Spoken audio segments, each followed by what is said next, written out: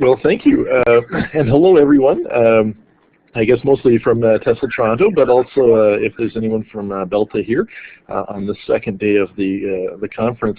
I attended yesterday. I thought it was very good, and I'm really happy to be a part of this, and I hope that I can give you some information that might be useful. I'm going to be talking a little bit about oral feedback on written composition. But before I do, can everybody hear me all right and see me? Yep. Okay, well, excellent then. So yeah, I'm going to be presenting on one small part of corrective feedback and hopefully arguing for a place alongside the other corrective feedback techniques that you already are using. And if you are using this one already, then perhaps I'm doing something slightly different. If you have any questions throughout, feel free to ask, of course. I'm a bit of a Luddite, but I'll try to keep an eye on the box down there, and hopefully you know, I can kind of catch up with the questions that you have either at the time or towards the end. Because we are kind of an intimate group, you know, feel free to ask. So my presentation is on oral feedback and written composition, and I think that everybody who has made the decision to come here today, this morning, already understands the value of reading and writing, and sees these as fundamental skills that our students are going to need in order to become successful at university or college or any other sort of thing that they are going to be doing. And yet, in order to produce quality writing, in this case, you need to get some accurate feedback in order to be able to avoid making the same mistakes and fossilizing. And so I'm going to be talking a little bit about that as well. As teachers, what we want to do is we want to give feedback to our students and their composition so that it will promote their language learning, and in particular their writing skills. The question is, how do we go about doing that in an efficient and effective way so that they can benefit from that? And so let's see if my skills here work. So I wanted to start with a little bit of a quote. And this quote got me thinking when I first came across it several years ago about how my own skill area, which is speaking, could possibly lead into corrective feedback and be of some benefit. As you heard from the introduction, I'm actually a speaking coordinator, and occasionally I get to teach writing. So I'm always looking for ways to be able to find opportunities to work in speaking into the writing curriculum. So this quote actually comes from Gordon Wells, and it says here, for those of you who are having trouble seeing it, when participants move back and forth between talk and text, they use each mode to contextualize the other, and both modes as tools to make sense of, and there's a little bit of a typo there, of the activities in which they are engaged. And so what I was thinking with this quote, who I believe this comes from a professor out of Lizzie, which is in Toronto, and it appears in the text Language and Learning, but it helps to define a place for both, I think, speaking and writing. Now, Wells, when he originally wrote this in 1994, was talking about children in this particular instance, but I think it holds true for emerging writers in general. And in this case, I think speaking can be used to enhance writing and vice versa, and build into the text, the student text, sort of as a thinking device, which is another comment that he made in this particular article. In that the text becomes a way for the students to generate new meanings because they're having a dialogue now between their writing and the feedback that they're getting, which will either create a new meaning or enhance an old one that was already there. And so I'm going to try to build on this idea in a practical way today a little bit. But first, maybe I can throw out a bit of a question, and I see that I may have to turn off my video here, so I guess there's a bit of a lag. Is that right, Shimali?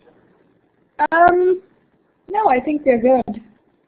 Okay, good. Then I won't bother. So what are some of the frustrations that you have giving corrective feedback currently to students. For those of you who are here, I assume that this is something that's important to you. Do you have any frustrations currently?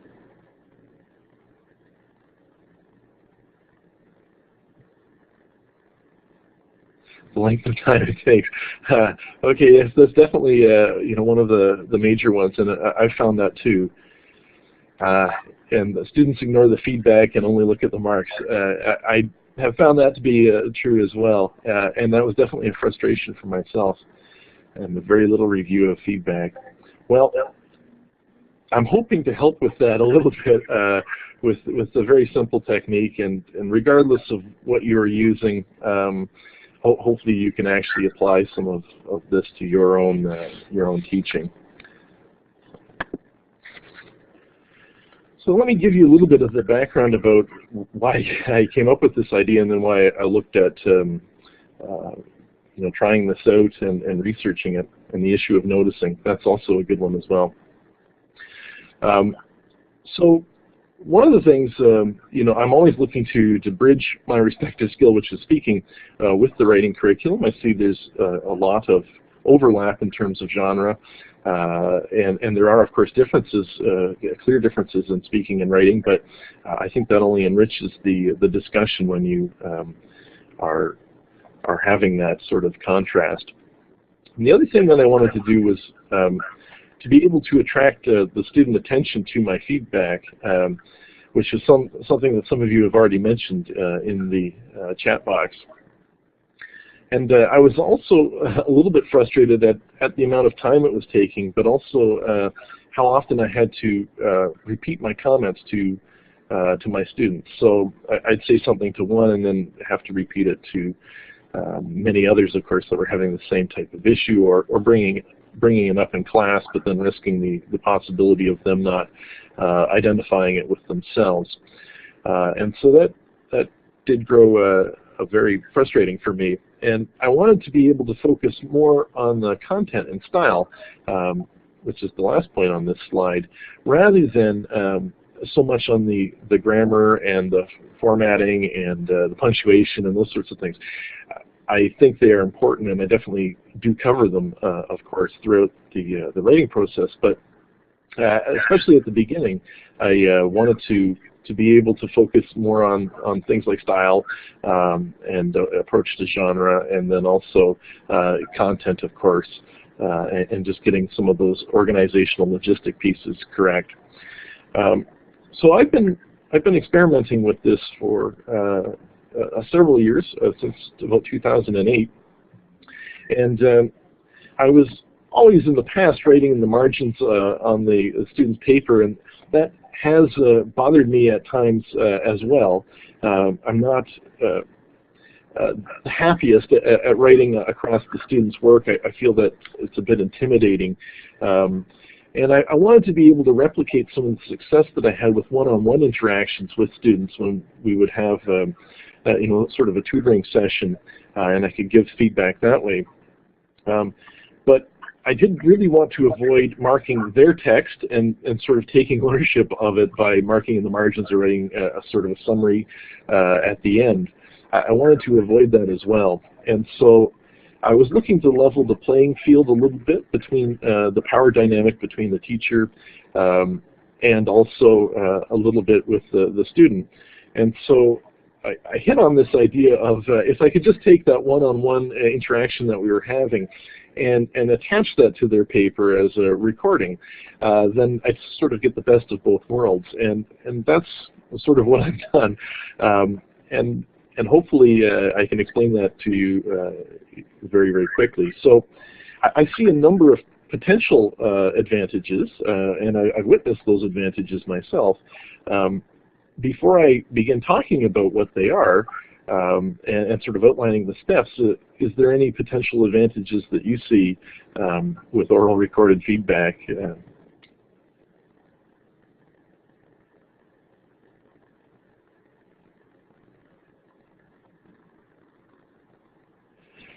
It can be faster, yeah, definitely. And there is certainly a level of immediacy from Sharon there as well. You know, the students will be able to pick it up here instantly, which is another concern. You know, I'm not always the fastest at grading, especially my classes can be quite large. Some of my writing classes have up to 80 students at a time. And so it could take up to 2 weeks to get those papers back. And so there's that sort of loss where the student's sort of wondering, like, what was I meaning there? And so you lose that sort of immediacy with written feedback as well. It can be a bit overloading. I think there's definitely a danger, you know, certainly something that you have to be considerate of and concerned about when dealing with your students. I think, again, sort of a mixed approach, a little bit of this and a little bit of the written here and there, perhaps a little bit of explicit, a little bit of implicit, maybe some in-class corrective feedback as well.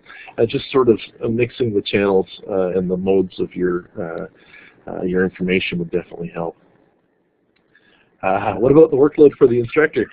You know, I found myself that it actually freed up some time for me. What I had been doing, at 2008 I was using turnitin.com quite a lot, and so I had pre-written a lot of comments so that I could sort of drag and drop them onto students' work for those sorts of repetitive comments. And that took a lot to set up at the beginning of the term. But then I found that no matter how good my predictions were, I was never, you know, going to cover all of the students' needs, and so I ended up feeling that I was writing quite a lot of comments, whereas I talk a lot faster than I write. So I found that it's given me the opportunity to go a little bit faster in general, but I think depending on your comfort level with technology and also maybe how much or how little you plan on doing would make it a little bit maybe more challenging. We have Rona here. More of a response to the writing seems more natural than just grammar correction. I definitely think you want to have grammar correction for sure, and of course other types of error correction as well. But I think you also want to impress upon the students, you know, what some of the possibilities are for their writing, and to sort of to be able to guide them a little bit on what you would do. So let me move on, and I'll talk a little bit about what I see as the advantages. I've already sort of mentioned them, but after trying it, and I was pleased with the results after the first few times that I tried it, I wanted to make sure that what I was doing actually was pedagogically sound. So I tried to look for some research that would support that, and I'm going to be presenting a little of that today, and there'll be some references at the end so that you can look at them and check some of this out yourself, so that we can kind of see what some of those advantages are. So first of all, the technique has been researched, and as far back as 1995 and even earlier than that, and it has been found to be efficient and worthwhile in certain circumstances, of course. One of the advantages is that it's valued by both the students and the instructors, so that's a positive. And then another one is that it's effective for feedback in complex areas of writing. So I've already mentioned this a little bit. It's important in terms of their style, their discourse, having a better sense of audience, and also a social context around what they are writing. Predominantly, my students are writing research papers because they're preparing to go into university. And so trying to give them the experience and the exposure of what a research paper is, because often my students are not that familiar with the genre of it, or they haven't had a lot of practice writing research papers in the sort of a Western style, that they need a lot of exposure. And then the final one, it adds a little bit of variety to the writing process. So for me, I'll talk a little bit about the procedure here before I go on too much further. As I mentioned, I started with turnitin.com, which a few years later did in fact have a oral recording feature, and I believe they still do. We now have a learning management system here that allows us to do the same thing. And so what I can do is I can simply call up any software that I have that will allow me to do to record in MP3 format.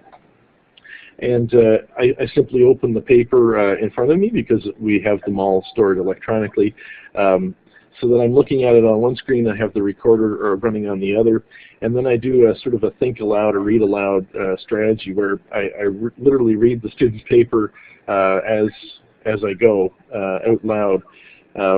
And so I'm going to be reading their paper regardless, but so I don't find it adds a huge amount of time to it. While my oral reading skills are probably a little slower than what I would do if I was silently reading. I'm certainly saving time because I'm sort of talking as I'm reading, so I'm hopefully problem solving as well. So one of the things that I'd want to do is I'd want to start by telling the student author what I'm planning on doing, so that they can kind of follow and be oriented to what I'm going to do. So I might say something like, George, I'm going to read your draft from August the 9th, and then sort of continue reading their paper out loud. And I'll try to do that at each point that I notice something that is of interest to me. So I'll point out the paragraph or the line as I'm going, even though they're hearing me read it, sort of as I go, just to help make sure that they can find it quickly and easily, because they're going to be scrolling through the audio recording, and that way they can find their issues quickly. So one of the things that I will then try to do is sort of point out, as politely as possible, whatever it is that I'm trying to correct, and I'll do that in a number of ways. I'll try to talk about my own personal narration, so what I'm seeing as I'm reading, any reflective piece that I might have as a writer myself. So I think back to some of the times when I was writing essays and the issues that I was having, if it was similar, etc. Sometimes a simple piece of advice, if it's possible, or next steps pointing to what could come next, it can be helpful. And then finally, if none of those work, sometimes a simple summary of just, this is what I understand from what you've written here. Is this what you are hoping to achieve? Those sorts of things are kind of effective. So I've taken one of my early samples, and I've written a little transcript out. And so I'll just read a little bit. I've changed the name, of course, and some of the details, so if that student's listening, they won't be embarrassed. But I'll just read out just the first 2 lines from that oral recording on the student's paper, which was on World English, the idea of having sort of a one English for the entire world that's sort of a blend of both native and non-native grammatical rules and language. So it starts with, "Hi George, I'm going to be reading your first draft from August the 9th, titled Toward a World English, which is an interesting title. I see you've worked in the keyword from your search for this paper, and that helps make it clear right away. Does that mean you feel strongly that a World English approach is something you would strongly support? Okay, let's start. Nowadays, in the current world, people would wonder how fast the trend toward a common world language would be. People would wonder how fast the trend toward a common language would be? Okay, now, from your first sentence, is this all people or like a general statement? Perhaps there might be certain people who think more about this than others. I often start generally, like this too, when writing a major essay, and then narrow to my main point. But from your earlier bibliography, I see you found many researchers who would be very interested in this topic. What about incorporating them into your introduction? After I have finished, I will upload the file with your draft and then sort of continue on in that sort of regard. In this way, I link the audio recording to the student's work. They can hear it as soon as they get their grade, and they can go through it quite quickly.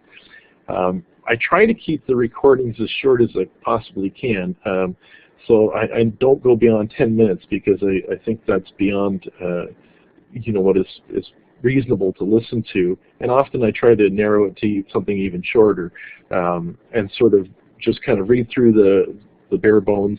Most of my students are probably writing on a first draft, 500 to 700 words as they're beginning to approach a 1,500 word essay. And so it's something that I can kind of read through quite quickly. And so that earlier transcript that I just read, I think showcases a couple of the ideas that I was trying to get at with the student. There's a bit of praise. I like your title. It's a well-written start. You have some good structure there, but it's sort of lacking some detail, right? And trying to make that connection. Like, I see you've already begun the work. You found the researchers that you plan on using later on. Maybe we can narrow some of this language down and then sort of work that way. And so in this way, we're sort of creating a pseudo-dialogue. I mean, I'm speaking to the student as though that student is present at the time, and they'll hear about it sort of asynchronously a little bit later. But I'm sort of anticipating what their response might be as well. And what I found is that, at least anecdotally, is that the students that I've done this with, there are sort of several key differences between if I were to write this in written format versus speaking it, that it becomes the channel of communication itself that makes the difference. As you know, Marshall McLuhan famously said, the medium is the message. And I think there's some truth to that in this particular example, because the format, the actual way of giving this feedback seems to change the way that the feedback is received. And so I'm going to talk a little bit about that too.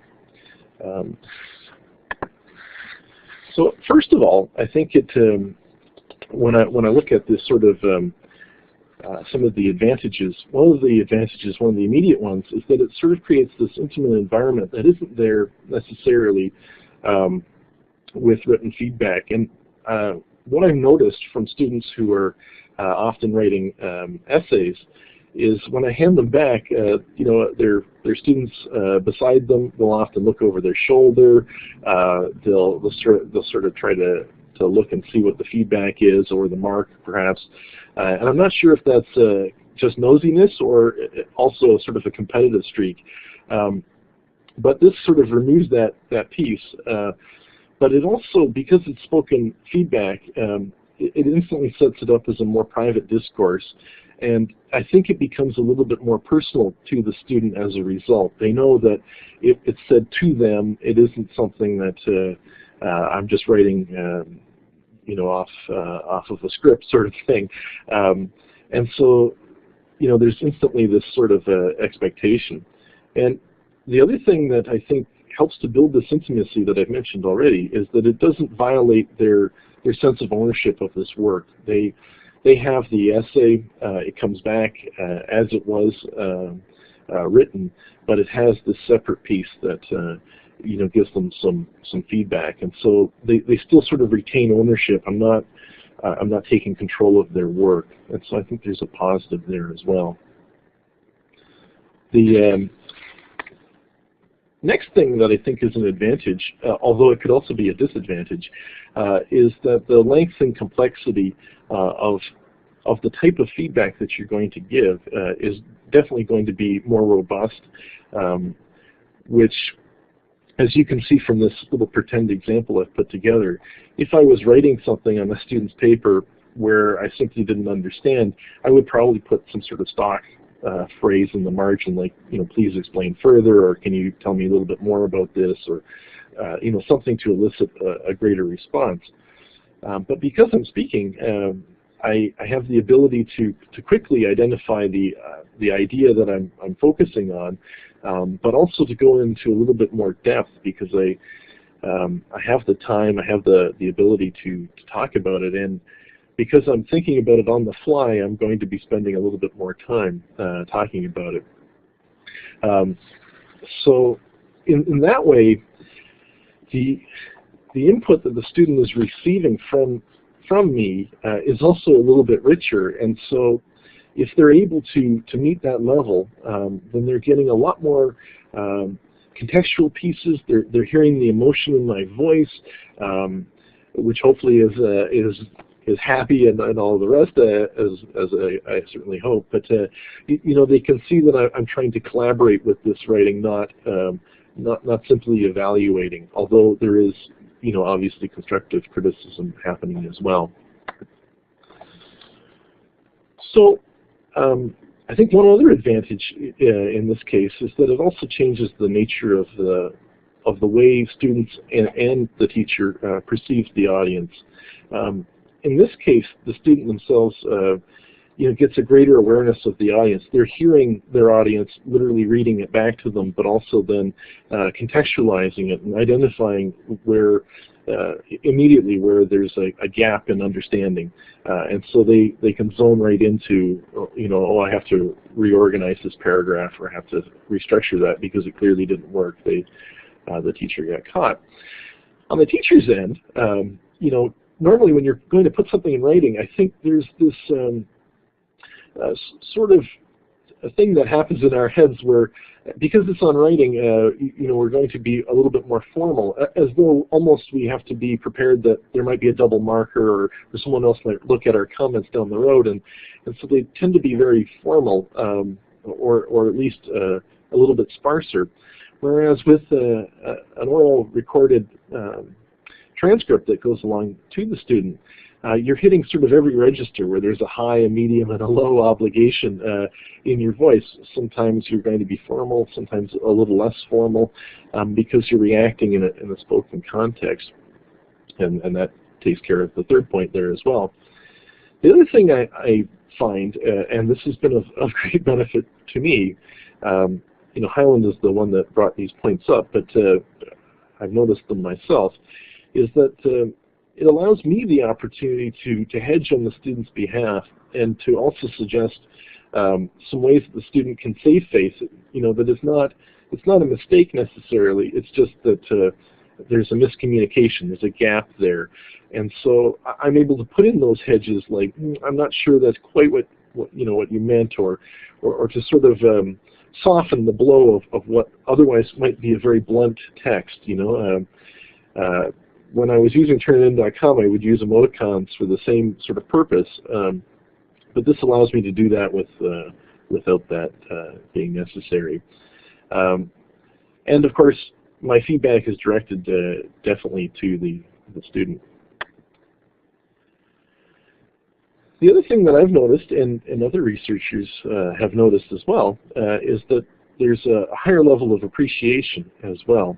So Gardner found that the instances of appreciation from the teacher to the student, meaning that the teacher recognizes something that is praiseworthy, is 4 times more likely to happen in an oral recorded corrective feedback scenario than in a written one.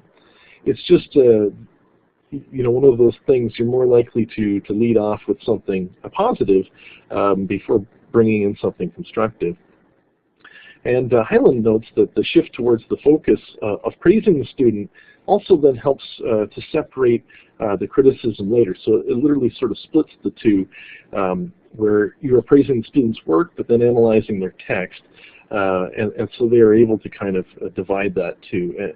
And what I've noticed, and my third point here, is that it provides a little extra distance for that student, because it allows them to lower their sort of effective filters or barriers to be able to receive that feedback a little bit more.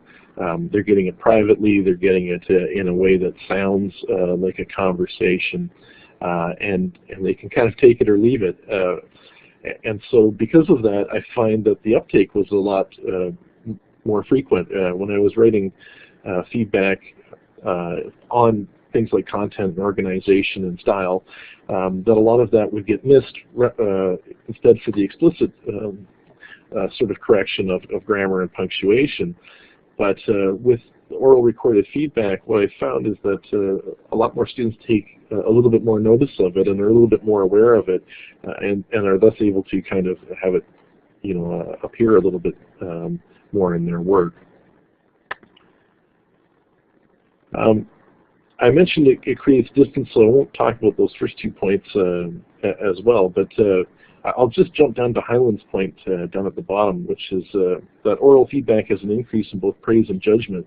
And so while the students are receiving a lot more positives, they're also receiving a lot more evaluative comments as well, but hopefully in a constructive way. So both input channels are greatly increased. Often it's several times more in terms of a word count, in terms of the sentence complexity, in terms of the ideas that are presented in an oral recorded feedback versus a written one.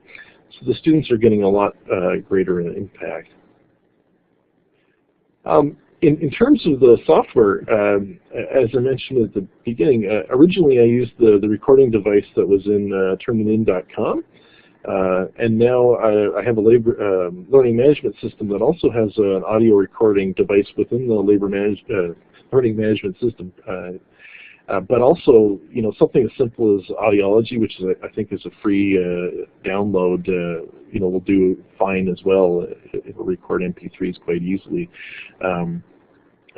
For my money, you can't beat free, and it's pretty high end, so it will do all of the things that you need to do. But whatever MP3 recorder you have, I think would work just fine, as long as you can sort of upload it, either email it to the student or send it directly with their text. In my very first term, I had to record some of them onto to a CD, like physically burn them for some of my students who just didn't have access to computers. But I don't have that issue anymore. All of my students have, almost all of them bring a tablet to class, so it's very easy just to send the work directly to them now, and so that's all that I do.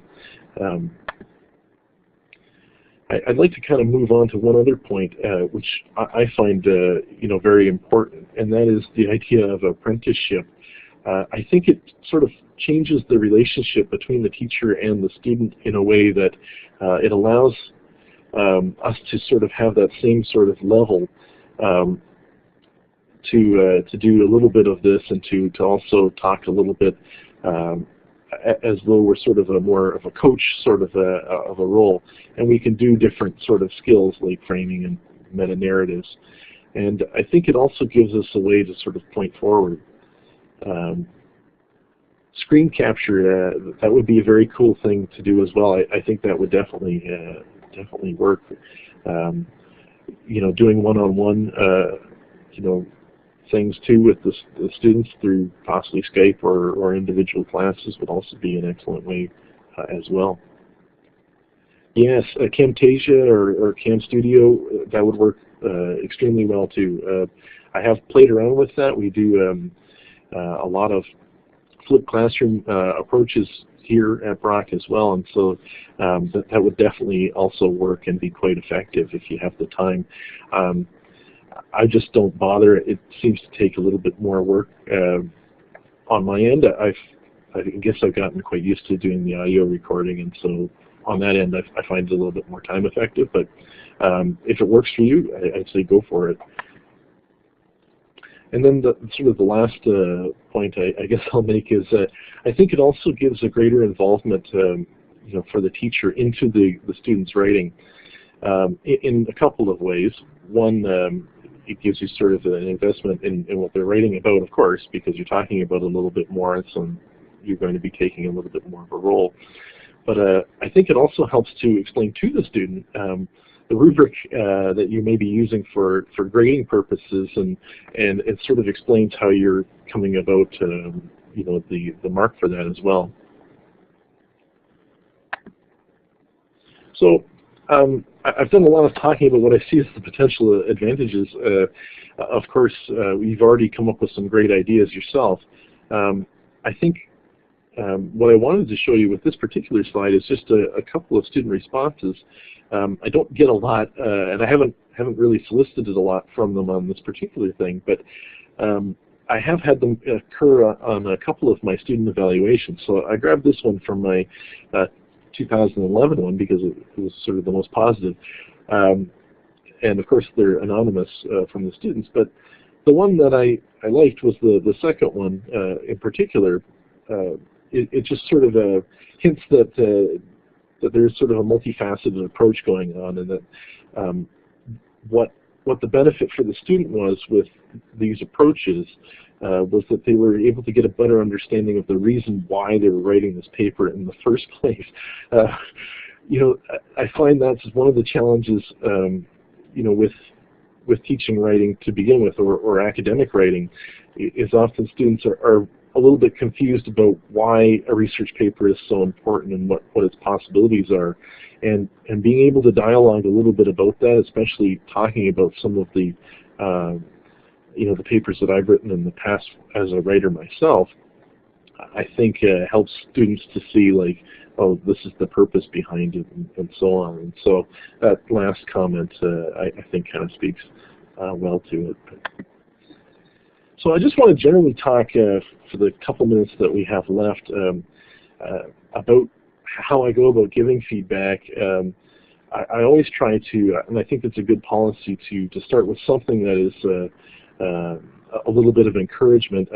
Just to fit it on the slide here, I've gone with good news, bad news, but I think it pays to encourage first, and then talk a little bit about some of the constructive pieces that you see afterwards. I think it's only effective, the oral recorded feedback, if you give them a way forward. So once you've identified what the issue is that you're hoping will be reshaped or remodeled, I think you also have to go to the extra step and talk about how you're going to go about fixing this and repairing it. And then finally, if you can, end with some encouragement as well. When I look at the sort of pattern that I've used when I go back and listen to some of the recordings that I've done for my students, I found that they sort of fell into this pattern where, you know, the very first thing I seem to do after saying some sort of tag like okay, or you know, a pause, or some other verbal tick that I do, is there's some orientation strategy going on where I'm trying to direct the student to where I want them to read. And then, of course, it goes to most likely praise and then some sort of judgment piece where there's, you know, have you thought of this? Have you tried that? And then it sort of drifts over into advice, you know, maybe a summary, a personal narrative on my part, and praise again if necessary. It definitely could be transferred to peer feedback.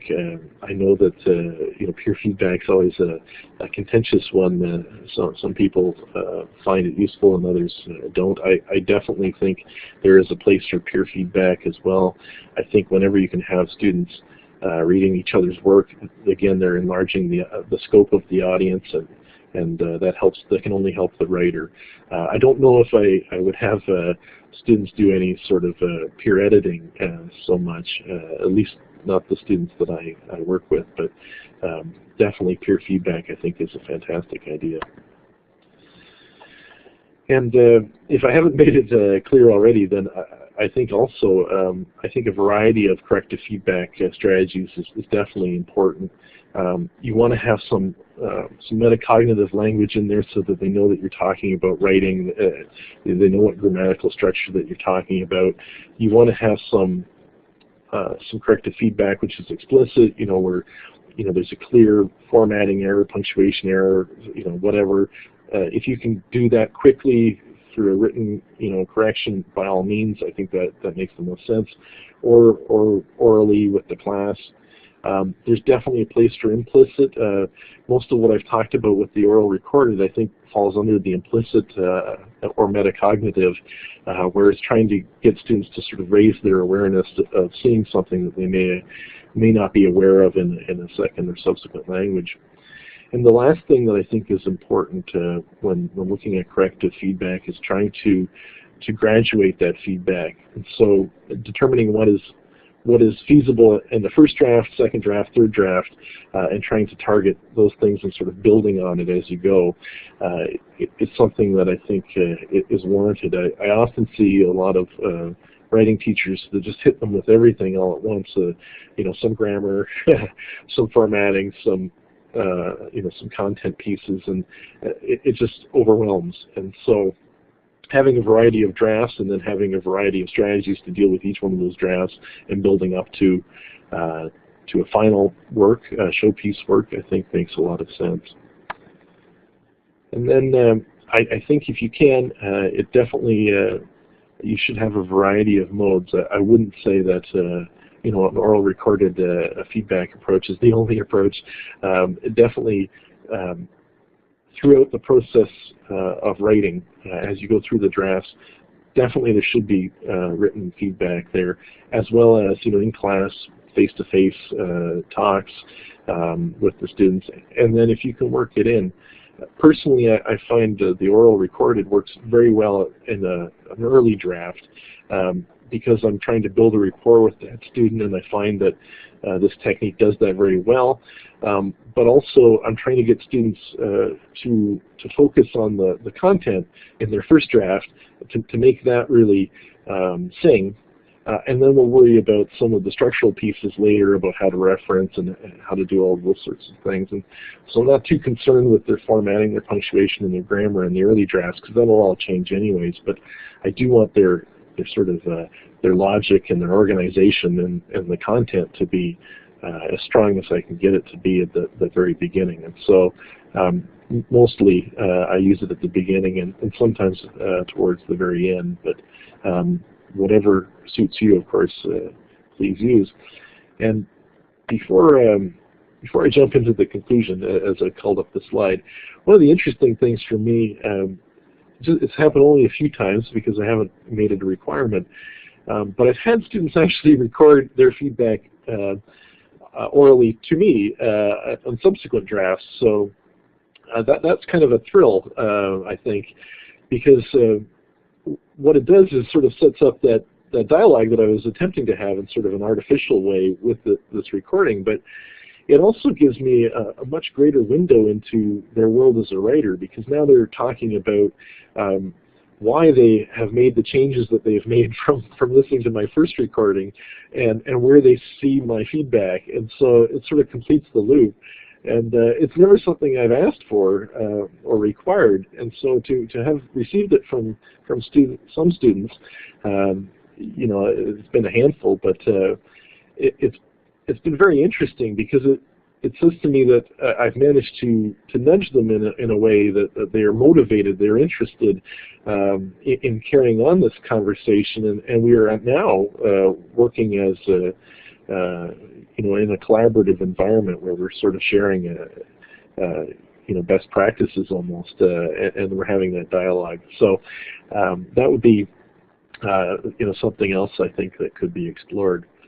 But in conclusion, what I tried to say is that I think that there is a place for oral recorded feedback in your feedback cycle with the process approach to writing. Whether it's a lot or a little, that's sort of up to you. And I've listed 4 points here that I think speak to where it could be used.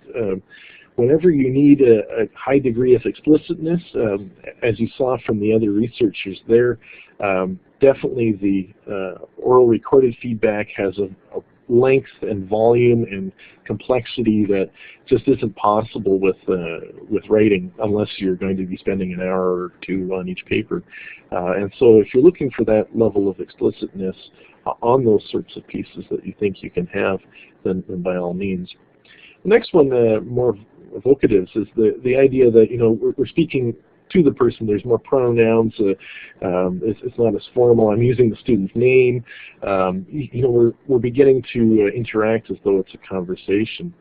And then, of course, the last one is, you know, obviously, I think there's a bit of a value there, and so I would hope you might explore that a little bit.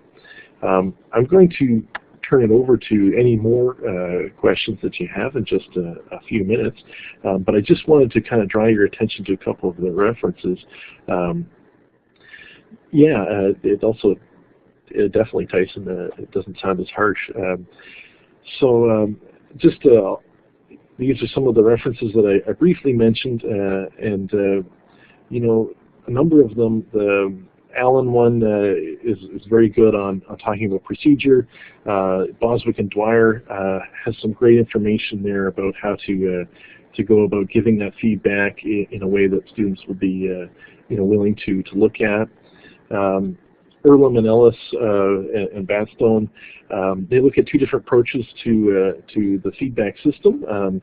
They're looking at written feedback and oral feedback in the class, and so they actually, I believe, if I remember correctly, they kind of prefer the written form, but there is some positives there for the oral as well. And then Gardner, I spent a lot of time referencing her in this presentation. She has some very good points about how to go about setting it up, and also how to go about looking for those sorts of patterns in your oral referencing. And then I'll just briefly go through this list as well. I also mentioned Highland. Highland has a lot of great things about the overlap between writing and speaking, and why to encourage that as much as possible.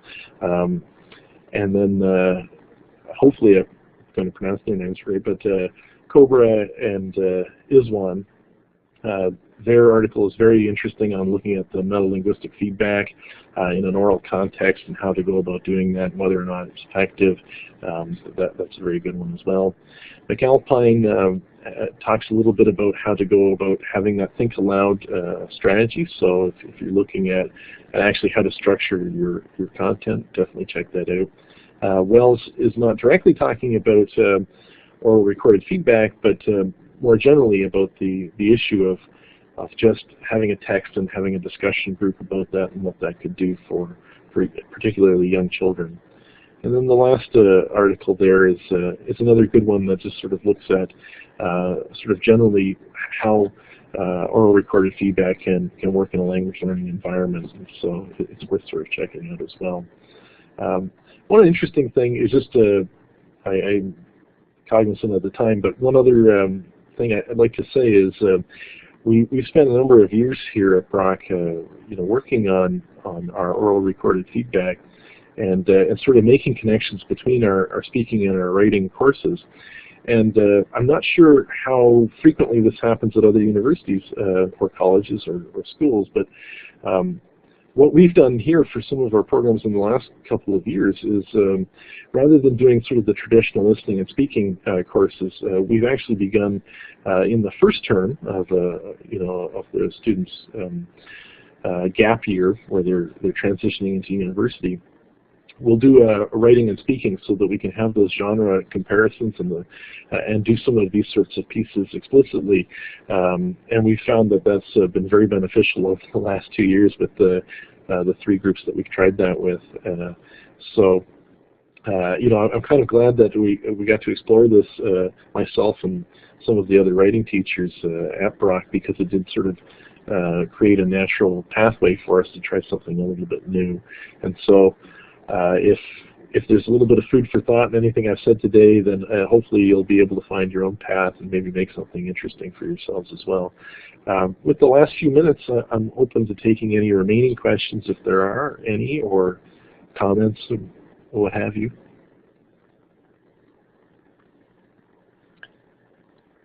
Thanks so much, Jim. Or James, Jim. Either one. Yeah, I see your name Jim more often than I've seen James, so that's where I got off track a little bit.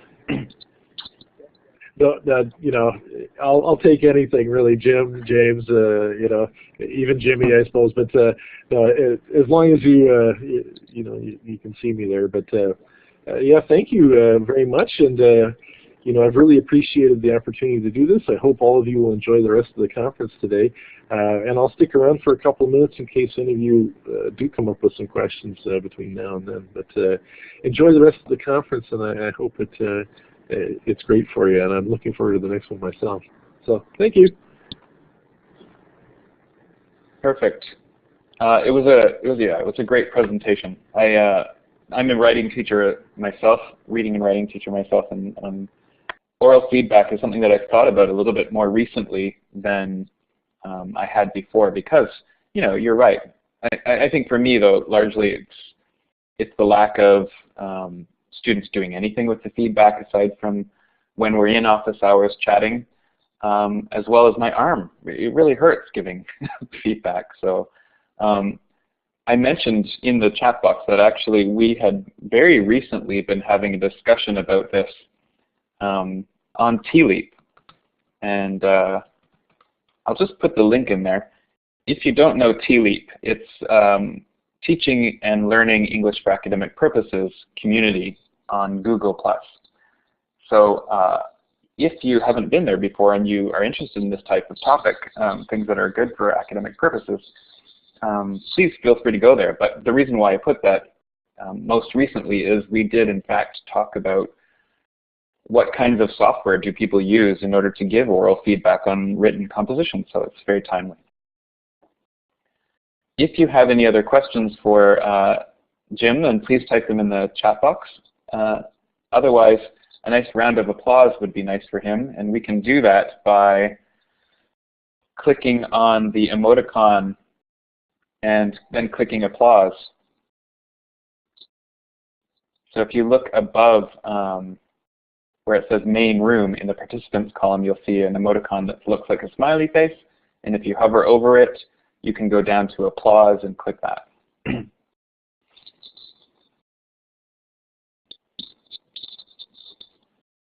It's just another good way to use some tools here. Okay, so once again, thanks so much, Jim. Thanks for everybody for coming. The next session will start in about 5 minutes, roughly, and in the TOBELTA room, it is Academic Writing Plagiarism by Joan Malafaki. So you can go over to the TOBELTA room if that interests you. And if you want to stay here, we will have Is Anybody Reading This? Making Writing Interactive Through the Use of Blogs and Edmodo by Lizzie Pinard. So you can stay here in this room for that one, or you can go over to the TOBELTA room. Otherwise, we will have just a couple of minutes for break time.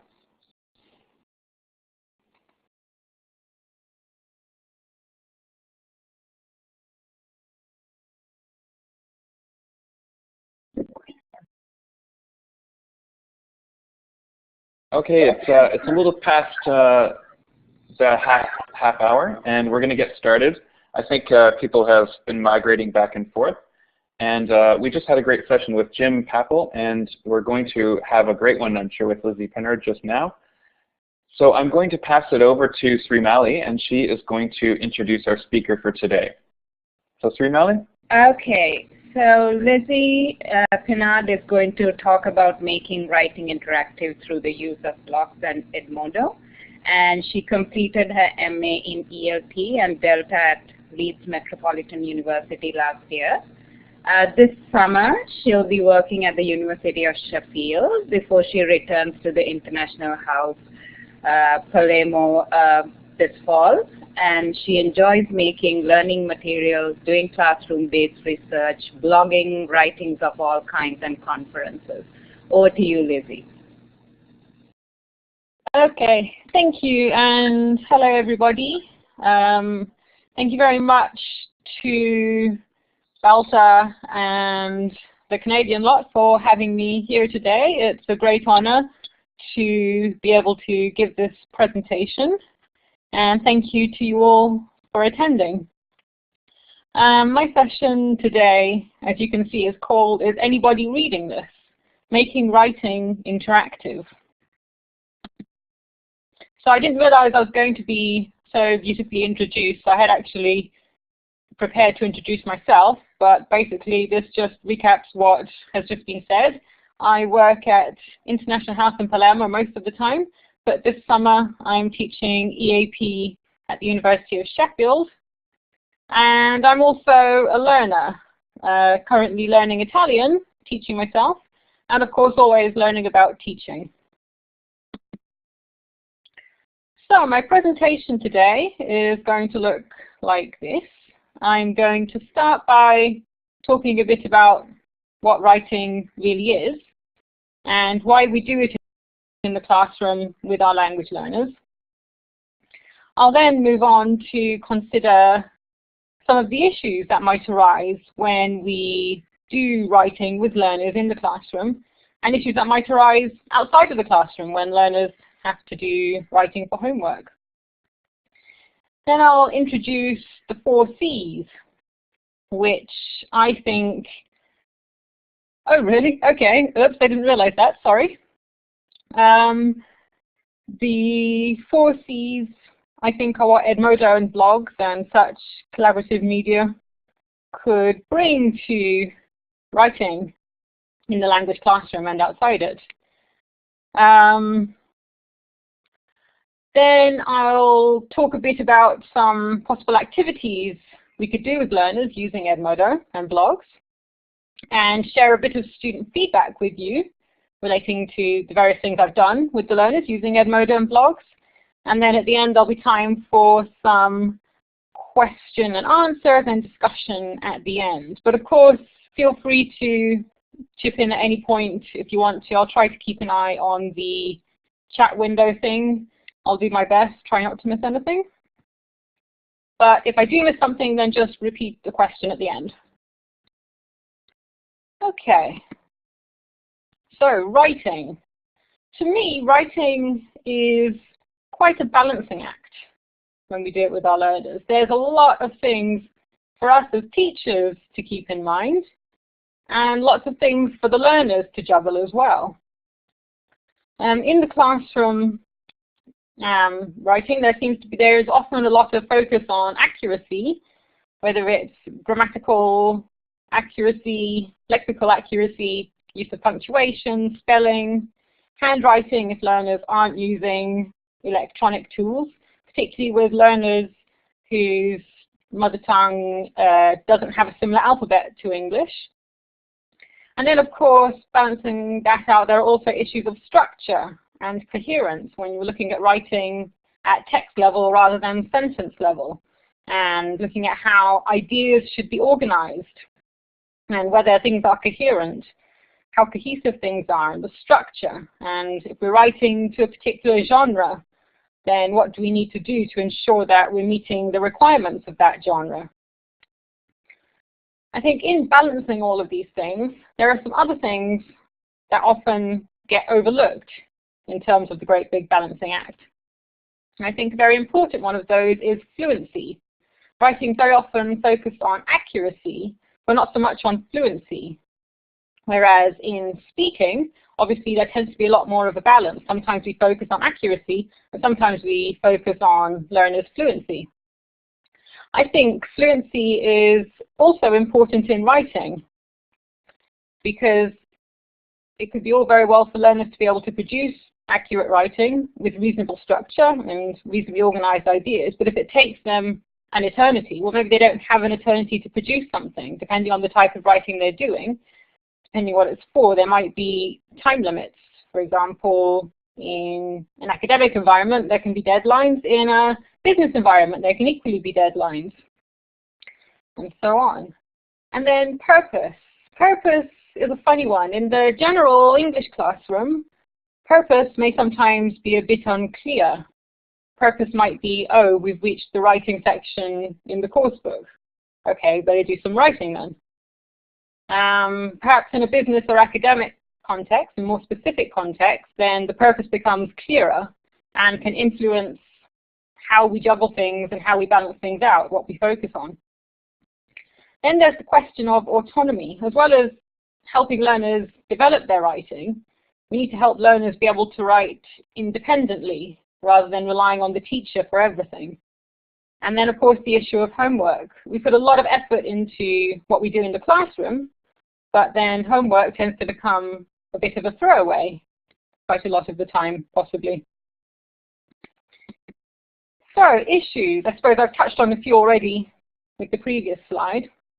So in terms of the balancing act, this can cause issues because we only have so much time in a lesson. There's only so much we can do, and there are, of course, many things to balance. Vagueness of purpose can make that difficult, as I mentioned, depending on the context. And of course, student motivation and engagement with writing can also be problematic. Learners might not immediately think, ooh, yay, we're going to do some writing. Whereas often they might find, for example, speaking, you know, it's a bit more fun, having a chat with their classmates about various topics, learning different ways of expressing things, and so on. Writing might seem a bit like, oh, I've got to produce some writing.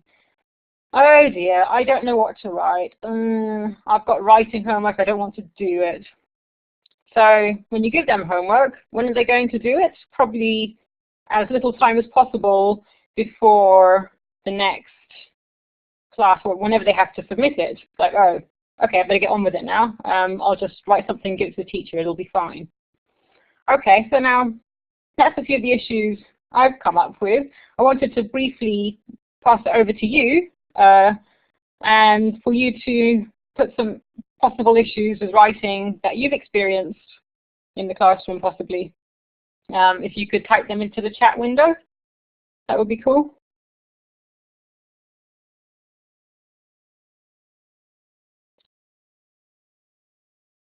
Or does everybody's writing lessons apart from mine go miraculously smoothly? Yeah, dealing with different learner needs, very difficult. What's the question? The question is, what other issues could arise in the teaching of writing? I've outlined a few that came to mind for me that I've experienced. So I was interested to know what other issues all the rest of you have experienced. Oh yeah, definitely, translating phrases directly from L1. Yeah, students don't write in their L1, that can create a lot of difficulty, both in terms of accuracy and fluency. Yeah, exactly. This again comes down to purpose, doesn't it? The issue of using writing in future disciplines, whatever they're going to do in the future, especially in the general English classroom, I think. Difficult for them to see the purpose of this writing thing. Yeah, cultural background definitely influences things a lot. It is difficult to construct things in a completely different way. Idioms, yes, good old idioms. Yes, writing patterns are different and hard to change, for sure. Okay, so lots of issues. I have to point out at this juncture that I'm not going to be able to solve all these issues. Plagiarism, oh God, yes, plagiarism issues, don't get me started. Yeah, I'm not going to be able to solve all these issues in this session. I don't have any panaceas. I'm just going to look at ways to solve a few of them and hopefully help a bit. Okay, so the 4 C's then, not Tyson's blog, another 4 C's. What can Edmodo blogs and other collaborative tools bring to the party? I've come up with these: communication, collaboration, creativity, and comparison. So what does that even mean? Before I go on to that, more about those 4 C's and what they actually mean in terms of Edmodo and blogs, first of all, I want to just mention a bit about what Edmodo actually is, because it's easy for me to assume that everybody knows what Edmodo is just because I do, but that may not be the case. So Edmodo is a collaborative tool. It's basically a space that allows learners from any given class to connect and to have a space to connect in which only they and their teacher can access it.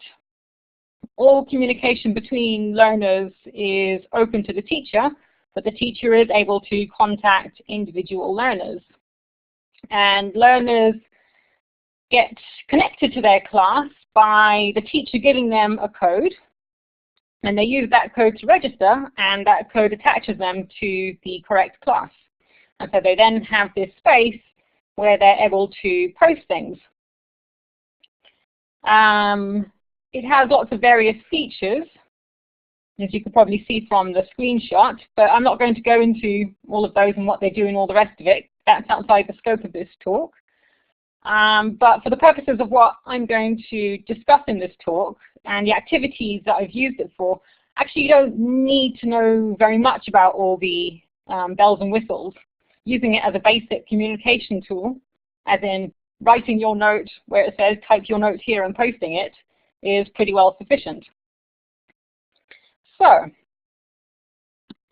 if you want to know more about the how for using Edmodo, then I can point you towards this link to a workshop that I did for teachers at International House Palermo last academic year on technical issues of using Edmodo. So you could have a look at that if you wanted to know more about the hows. But meanwhile, moving on back to the 4 C's.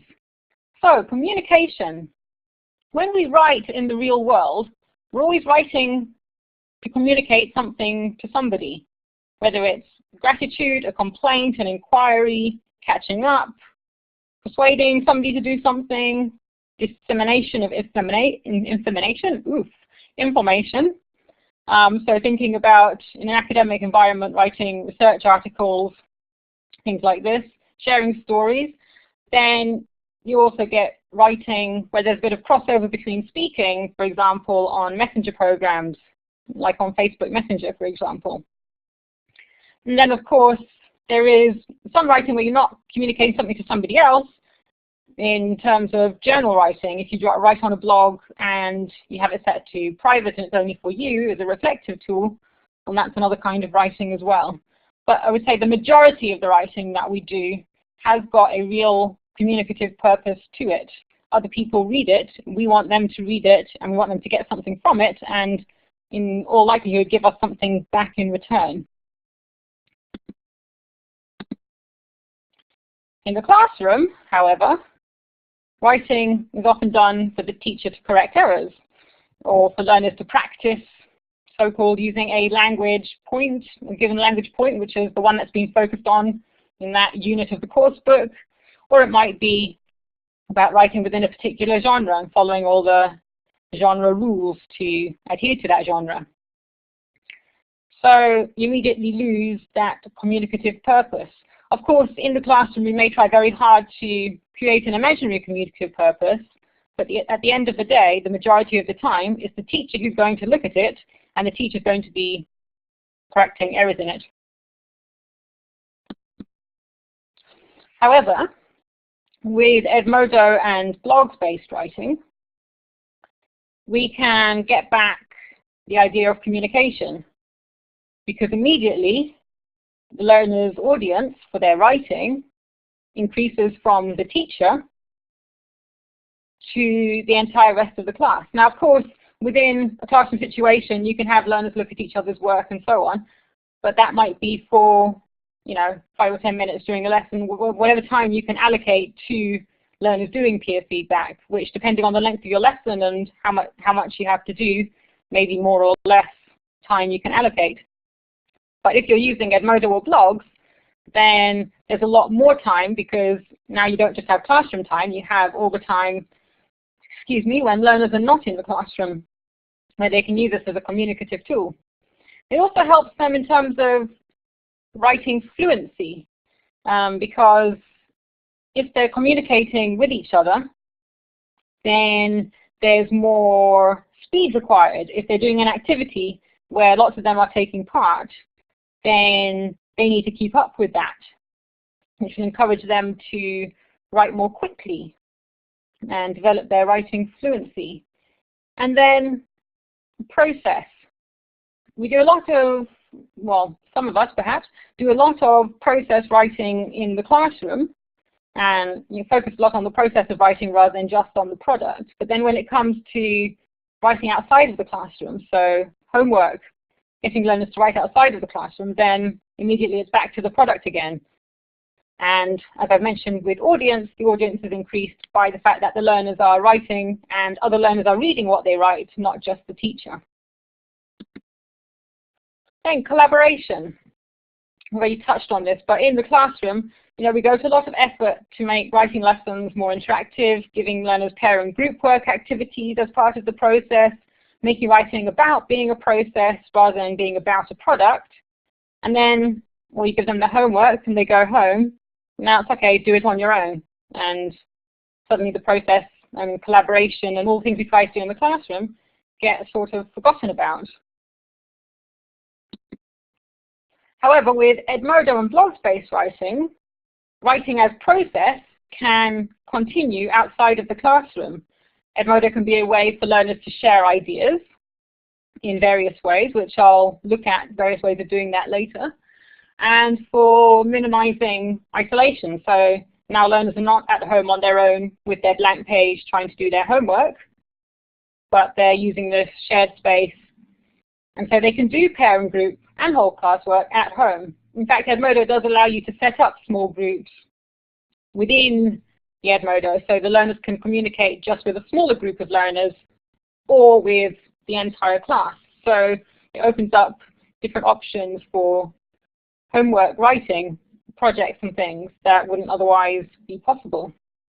Because there's not many situations where learners are able to physically get together outside of class time. Majority of learners, especially in private language schools, are busy people, have full-time jobs, have families and all the rest of it. They can't physically get together to do things, but well, they might be able to work together through these collaborative tools and benefit from that despite not having the time to physically do it. Then creativity. As I've mentioned, in classroom, the teacher does their best to inspire students, to engage students, to motivate students, to meet different learner needs and so on. A teacher will adapt the course book, use different interaction patterns and so on. And that's great. A writing lesson in the classroom never has to be a dull experience or a kind of, oh, here am I with my blank page, God, kind of experience for the learners. Teachers do their best to ensure it's not the case. However, at home, as I've mentioned, once the student gets home and has to do the homework, it's student versus blank page, and may the battle begin. And hopefully the student wins, but it's often not a very pleasant experience unless the learner just happens to enjoy writing, which I guess hopefully sometimes happens also. And with Edmodo and blogs-based writing, then there's a lot more room for creativity. And writing can be more creative. It can be in terms of getting the creative juices flowing, so in terms of being a space for sharing ideas. But it can also be in terms of interactive use of resources, having this collaborative tool in which you can share things, whether it's your ideas, whether it's links from the internet, pictures, anything like this. There's a lot of space for sharing things. Then, comparison. So in the classroom, you may do quite a lot of peer editing or spying on other groups and pairs, so you can get learners to go see what other groups are up to and bring information back to their own groups. Lots of idea flow and lots of sharing of different skills. Some learners are better at some things than others. Some learners are better at noticing linguistic errors, if they're lucky enough. Some are good at noticing when the structure's a bit out or when things aren't so coherent. Whereas at home, it's me, my homework, and I. And, no longer do the learners get to capitalize on what their other learners can bring to the table. And all the work that we do in the classroom has hopefully helped in terms of preparing the learner for the homework, but now they're at home and they have no further support. So suddenly all the scaffolding's gone and they're left on their own. Yeah, spying and stealing it.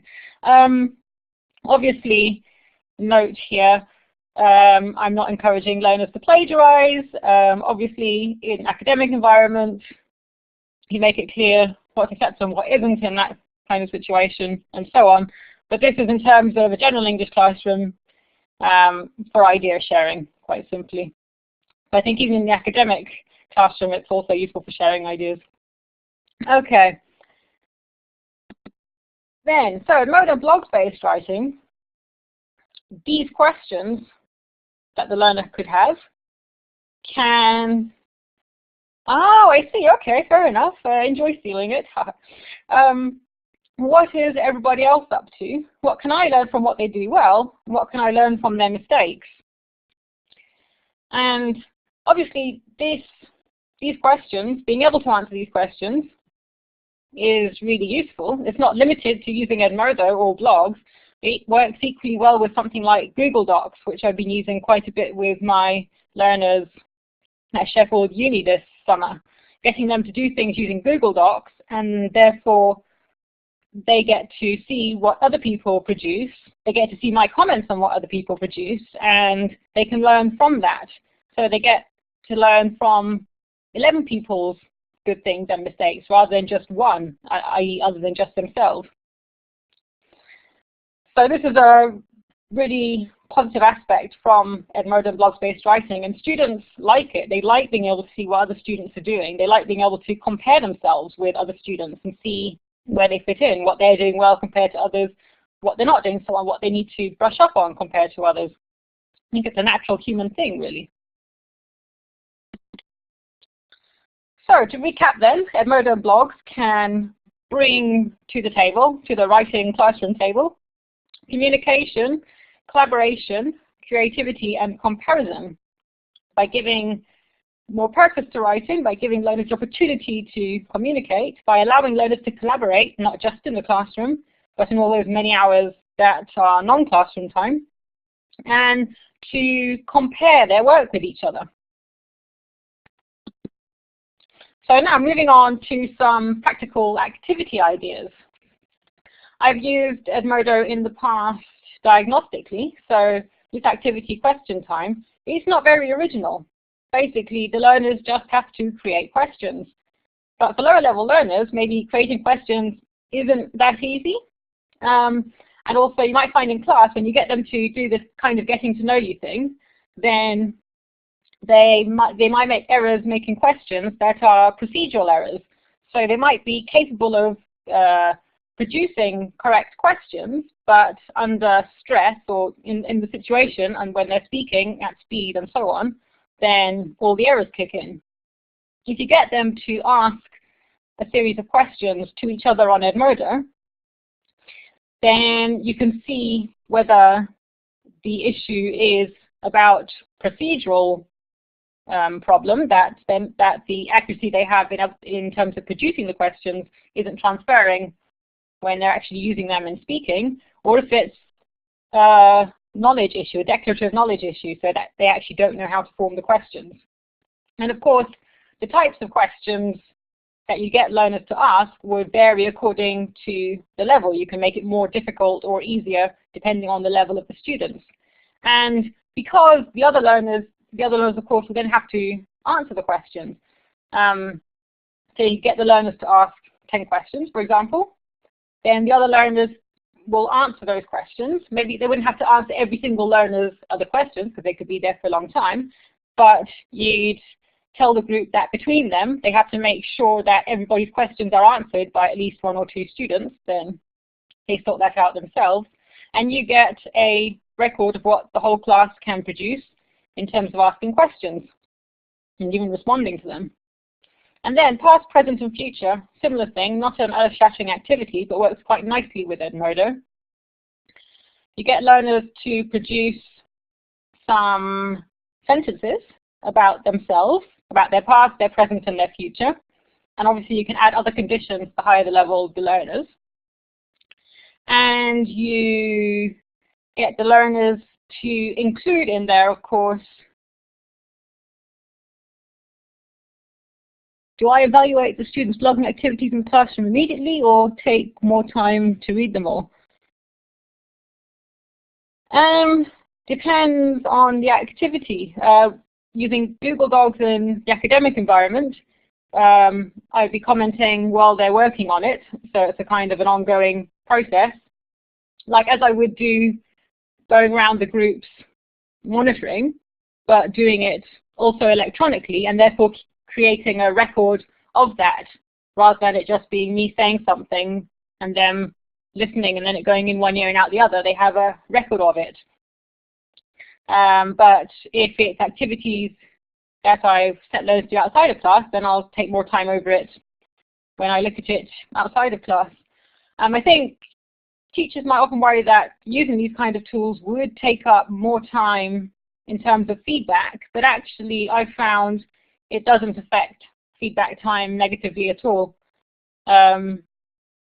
Saves time sometimes because you don't have to decipher student handwriting, but also the same kind of limits that you set yourself in giving feedback on paper, you can use giving feedback electronically also. Like for example, I'm going to focus on element X of the writing. Just because you're doing electronically doesn't mean you have to change how you give the feedback, so you can manage that time quite effectively, I think. So back to this activity with past, present, and future. So you get the learners to write, type, put in Edmodo these sentences, and some of them should be true, but some of them should be false. So maybe in each section, past, present, future, there should be at least one false statement. And then the other learners look at each other's sentences and have to guess which are true and which aren't. And they have quite a bit of fun doing that. And it gives them a bit of purpose to producing those sentences rather than just the issue of whether they can produce sentences or not. And these are quite good also because they extend the getting to know you time at the beginning of the course and can so help with the rapport between the learners. Okay, so moving on now to homework. Here are some activity ideas that I've used with my learners for homework beyond the beginning of the course. So, spot the difference. In this activity, learners find a news article of interest to them from an English newspaper of some sort, and they summarize that article. However, when they summarize it, they include a number of mistakes. Now, I'm not talking about linguistic mistakes. I'm not suggesting you ask your learners to deliberately make linguistic mistakes. I'm talking about the content. So they change the facts slightly, but they try to do it subtly, because then the other learners should read their summary and the original news article and spot the difference. Look for the wrong bits, the incorrectly summarized bits. And so this activity is quite good because, as well as giving learners practice in writing and producing summaries and purposeful writing, reading and summarizing something has a bit of purpose, then they also have to read intensively the original article and the summary in order to identify those mistakes. So it has reading benefits as well. Then, any comments is a good activity for encouraging learners to be evaluative. So again, it involves posting a link to something. It could be a news article, but it could be anything from the internet that the learner has a response to. And so they post the link to whatever it is. It could be a picture, it could be a blog, it could be a news article, it could be a YouTube, it could be anything. And they evaluate it. So they give their response to it and explain why their response is as it is. And then the other learners look at the link they've posted and at their evaluation and can respond to that and compare their ideas. Then moving on to time for a chat. This is very simple. This is just, you get a learner to start off a conversation and the other learners respond. So literally they are just having a conversation as you would on Facebook Messenger or on a forum, I suppose. But you're doing it on Edmodo. And this again just gives them space to use language, to produce, and to become more fluent in doing that.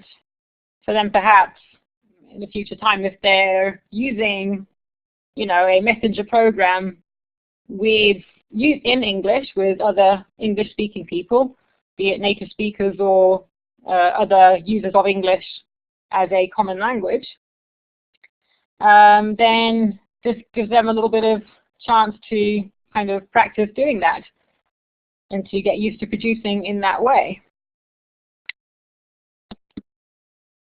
Then, games. We like games in the language classroom. We use them in lots of different ways. We use them as warmers, we use them as lead-ins, we use them for review, we use them as stirrers, we use them for practice. But we don't often use them for homework. And I think they can be used quite effectively for homework and be quite a good way to get ideas flowing. So here are a few ideas of how this could be done. Picture stories, first of all. Picture stories, you nominate a learner to start a story, 1 or 2 sentences. Once they've done that, they then look for a picture from the internet and post the link to that picture on Edmodo or paste it directly into Edmodo. And so the other learners then see the beginning of the story and this picture. The next learner to respond has to continue the story, but has to incorporate the picture into their continuation. So again, just a few sentences, but incorporating the picture in some way. And how they do that is flexible, of course. You know, they can be as inventive as they like as to how they're going to incorporate that picture. And then once they've added their few sentences incorporating that picture, they post a link to another picture. And so the process continues until the story reaches its end and all the learners have contributed and it's run its course. And then what you finish up with is a nice little illustrated story that's being collaboratively produced for homework. Then moving on to definitions and descriptions. So for this activity, you get learners to collect a random selection of objects or a picture in which there are a random selection of things. And the learner takes a minute and tries to describe or define these things, as many as they can, maybe perhaps longer than a minute, but give a time limit for it. And they describe or define these objects or pictures of these objects, but without nominating the objects or whatever they're describing. So just have the descriptions, and the other learners then look at those and try to guess what it is that the learners are defining or describing. And in this way, when the learners try to guess, it gives the writer feedback in terms of whether their definition or description has been successful. Because clearly if the learners are able to guess what they're describing, then it was a clear enough definition or description for that to happen, so the communicative purpose was achieved. If not, then they have to refine it and try to make it clear enough that a learner is able to guess what it is. And a similar thing goes on with picture dictations. So in this is perfectly similar to the classroom activity of picture dictations, where one learner has a picture and another learner doesn't, and the learner with the picture describes it without naming things in it to the learner that hasn't, and that learner has to draw it. And then you compare the two pictures afterwards. So in this case, via Edmodo, learner finds the picture and writes the description, the dictation. So they do the dictation as they would in the classroom, but they do it through writing. So they dictate via writing, and the other learners get out a piece of paper and try and draw what it is that's being dictated, and then take a photograph of it with their phone or iPad or whatever, and upload it onto Edmodo for the original writer to see. And once learners are finished putting their pictures, then the learner can see, oh, okay, I haven't described that very well because these pictures are nothing like what my picture looks like. And so then they can try and refine it and try and get the learners to refine their pictures as well. So it can be an ongoing process. So these kind of homework activities, homework game activities, don't need to have a time limit. They can just be done outside of class as a way of getting learners to write outside of class and to become more productive and fluent in their writing. But learners obviously may not necessarily do that unprompted. So in this case, in terms of getting learners to do it, you need to foster some kind of learner autonomy and get them doing these activities off their own back, not just because you're telling them to do something for homework. And so this is where learning to learn comes into it, the project work. So you could do these games as part of a long-term project about learning how to learn. And in terms of this, things like getting learners to experiment with activities, which are talked about before in previous webinars, experimenting with different ways of learning and then reflecting on them and evaluating them in classroom discussions can be a good way to encourage learners to try these things and see how they find them. I found in my own learning that doing a variety of activities is absolutely vital, and we often, we think about that in the classroom. We're very keen on variety in the classroom, but homework activities, on the other hand, tend to be very samey.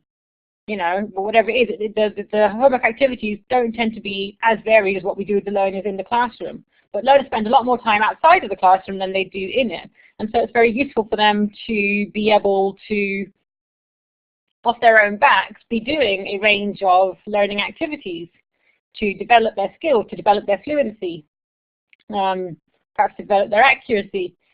And so I think these games can be part of that, and perhaps getting learners to do things like create a learning contract for themselves so that they are more motivated to do these things of their own accord rather than because the teacher told them to do it at the end of the class today.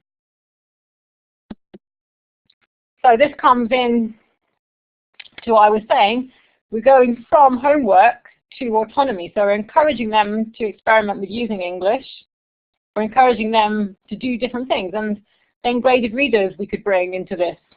Some graded readers include productive activities for learners to do, right? Little writing activities. So you could get learners to share their graded reader activities, these writing activities, on Edmodo for other learners to see and comment on. You can encourage them to comment on each other's writing by getting them to discuss and reflect on and become aware of the value of that. So the value of looking at each other's work and trying to identify what's good about it and what could be improved. Obviously, it helps develop their own awareness of what's good and what could be improved in their own work. And as I say, learning contracts could be a useful way of motivating learners to do this. I'm not sure if you can hear it, but apologies if you can hear the ice cream van. It's quite a nice weekend, so I guess that's why it's held. Okay, so moving on now for some student feedback. This is what some of my students have had to say about Edmodo. So, getting to know classmates, improving knowledge and comparing opinions, and to read and think in the English mode. Obviously, as well as reading and thinking, in order for that to happen, there had to be some writing done as well. And then, yeah, it's a good idea because you can write and read and talk through writing in English with classmates, and you can use text and podcasts and images, and you can talk about them together. So this goes back to what I was saying in terms of creativity and avoiding blank page syndrome. There's a wealth of things on the internet that learners can share with each other using Edmodo to encourage the flow of ideas, to continue the flow of ideas outside of the classroom. And it's fun. It's a fun way to use English, to discuss things. Photos, links, files, anything. It enables communication. It's like a forum. And this student thinks, of course, if you write about everything in English, you'll improve your writing. Because obviously the more you use English, the more fluent you can become, the more you can become aware by comparing your own writing with others' writing about what it is you're doing well, what it is you're not doing quite so well yet. Obviously, teacher feedback comes into that as well.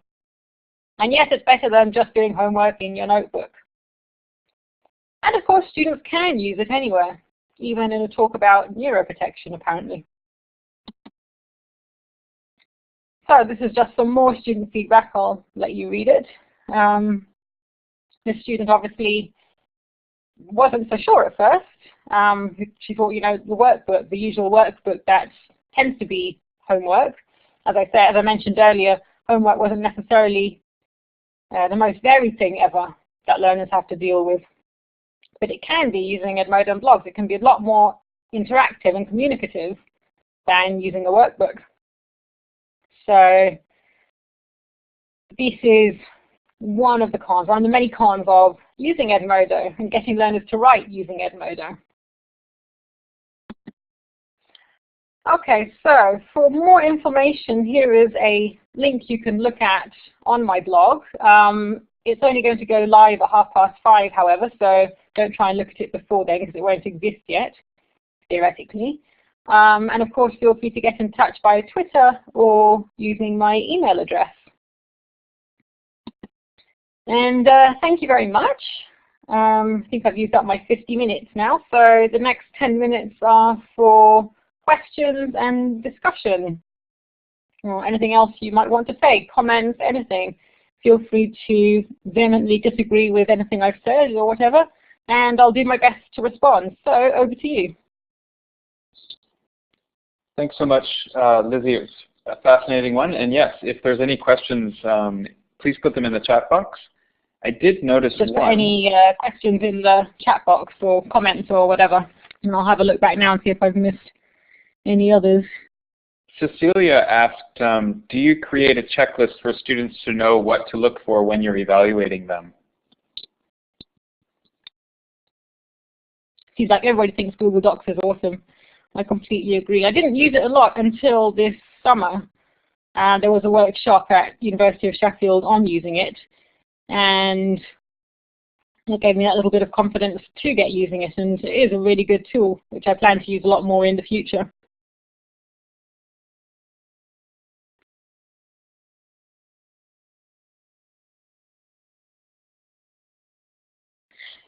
Yeah, going back to Tyson's comment earlier on, I often project it on the screen when I'm using it in the classroom with the learners, the Google Docs. I do often project, it is generally projected on the screen so that when I'm commenting, when the learners are writing, then they can see what's happening as it happens. And of course, when you first use it with the learners, there's always that few minutes at the beginning where they, try to delete each other's work and write silly things about each other and all the rest of it. And then once they've got the sillies out of the way, then they use it quite productively.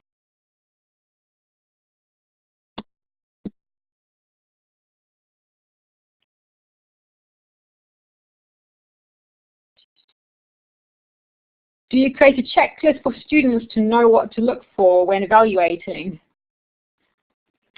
When evaluating, in what sense? When looking at each other's work, or the evaluation activity that I spoke about earlier? In terms of evaluating each other's work, that would be something that you'd do in class so that learners are familiar with that process and are able to do it then on their own using Edmodo. So of course, a lot of using Edmodo successfully involves scaffolding from inside the classroom so that learners are able to do that, and that would be part of that scaffolding.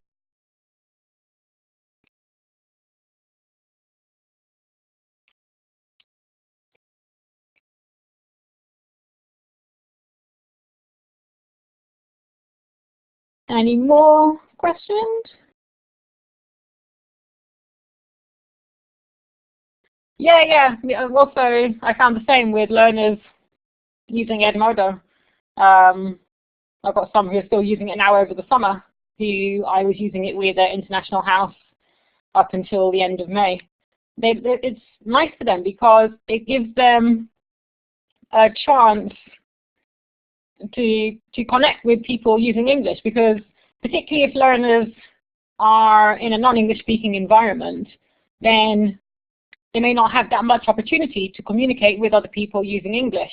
If it's not happening as a result of their study or where they work or something like this, then opportunities might be few and far between. And so having a space where it's English only gives them a chance to use English. And having a space to produce in English and where somebody's reading it and gives you feedback, whether feedback in terms of linguistic feedback or feedback in terms of responding in whatever way, then that can be quite rewarding for learners, I think. Any more? Yeah, you could use a simple rubric for student evaluation, sure. As I say, that would be something you could introduce in the classroom, get students using it in peer feedback in the classroom so that you can monitor and help them be able to do that more effectively. And then once that's established and that scaffolding's helped them able to do it, then they're able to take it outside of the classroom, and you encourage them to do that. And once they're doing it outside of the classroom, then it's obviously more beneficial than it would be just done inside of the classroom, because there's so much more time that learners have outside of the classroom compared to in it, in the majority of cases. Pre-sessionals aside, perhaps.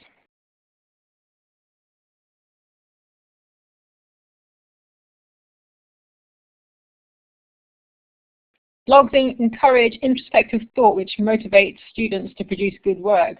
Yeah, there's something to that, definitely. I can remember one of my learners saying, and initially thinking it was problematic, but then deciding actually it was a good thing, that, oh, if I know my classmates are going to read what I've written, then I better take more care doing it, because I'm a bit worried. I don't want them to think I'm careless and don't take care of the writing and don't do it well enough. So yeah, having that extra audience can be very motivating for learners to produce better quality writing than they would if it was just the teacher going to read it on a piece of paper.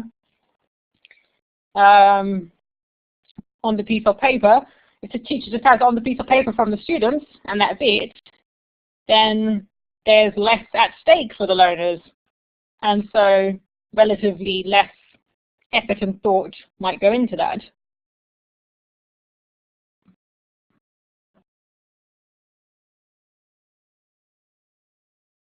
Okay, is this announcement meaning I should wrap things up now? Am I out of time? No, you can keep going for a couple of minutes. I was sending an announcement. I didn't realize it would pop up in front of everybody. But if there's any other questions for Lizzie, then you can stick around. I do want to just say a couple of things before everybody goes off for break, and then you can stay in the room for as long as you need. But thanks so much, Lizzie, for coming to our TOBELTA conference. And I know there was a little bit of tech issues for you. And it was a little frustrating at first, but super glad you got here. So if everybody could give her a nice little round of applause, that would be fantastic. Thanks, everybody, for coming. And thank you again to Alta and TEFL Toronto. Toronto? Oh dear, Toronto. Oh dear. Okay, thank you, everybody, for giving me this opportunity and listening to what I had to say today. And I hope you find some of the ideas useful and get to use them in the future. And use Edmodo and other collaborative things is good. All right, bye-bye, everybody. Perfect.